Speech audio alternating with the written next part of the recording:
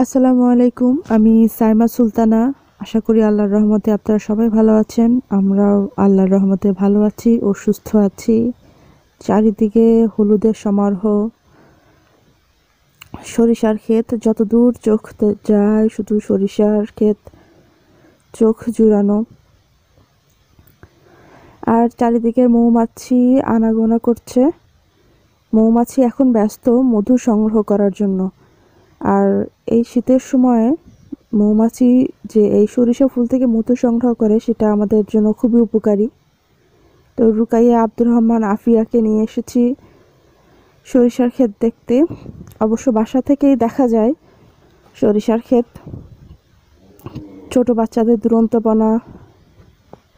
আমরা সেই ছড়া অথবা কবিতাটি সবাই জানি নবকৃষ্ণ ভট্টাচার্যের। মৌমাছি মৌমাছি কোথা যাও নাচি নাচি, দাঁড়াও না একবার ভাই, ওই ফুল ফোটে বনে যায় মধু আহরণে, দাঁড়াবার সময় তো নাই।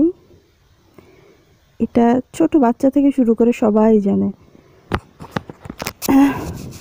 আসলে সামনে একটু ঠান্ডা লেগেছে তাই ভয়েস দিতে একটু সমস্যা হচ্ছে।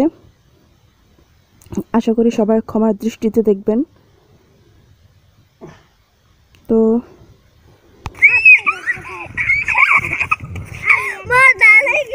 হয়েছে আর না না, এই যে ওই যে খেতালা আল্লাহ দিব ধরে মার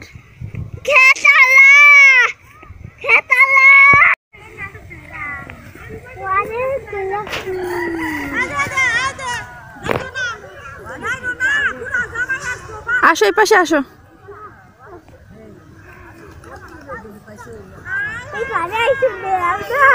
কি সুন্দর।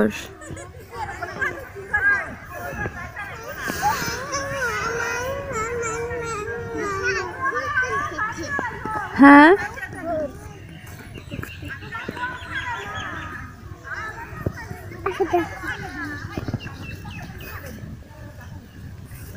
এটা হচ্ছে হুমায়রা আর হুমায়রার ছোট বোন।